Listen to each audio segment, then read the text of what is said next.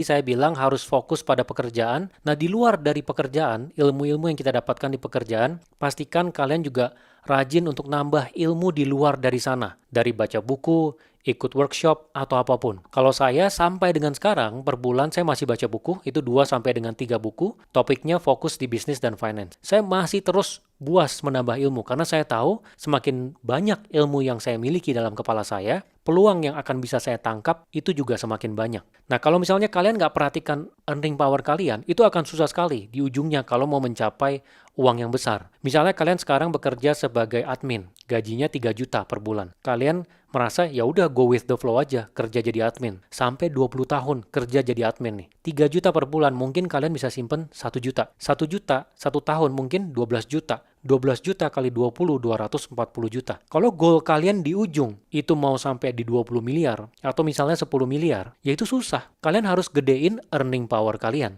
Gitu. Jadi di luar dari kalian habis-habisan di pekerjaan nambah value diri kalian, di luar dari pekerjaan, luangkan waktu untuk nambah ilmu kepala. Ini penting banget. Kalau kalian nggak percaya bahwa ilmu kepala itu akan membuat kita sangat berbeda, coba kalian bayangkan kalian 10 tahun yang lalu. Sekarang tahun 2025, di tahun 2015, kalau misalnya kalian yang sekarang, isi kepala yang sekarang bisa masuk ke diri kalian di tahun 2015, apa yang akan kalian lakukan? Coba kalian renungkan. Kalian pasti akan melakukan banyak hal dengan berbeda. Kenapa? Karena isi kepalanya berbeda. Ini penting banget ya. Isi kepalanya berbeda. Oleh karena itu, sekarang kalian harus buas nambah ilmu. Supaya isi kepala kalian berbeda lagi. Syukur-syukur yang tadinya mungkin tahun 2030, kalian dapat knowledge-nya, kalian bisa dapetin sekarang. Jadi kalian taunya lebih cepat supaya kalian bisa mengambil keputusan yang tepat juga di dalam hidup kalian. Kemudian yang ketiga itu adalah investasi ke diri sendiri. Selalu ingat, uang yang kalian miliki, apalagi sekarang ya, kalau masih awal-awal,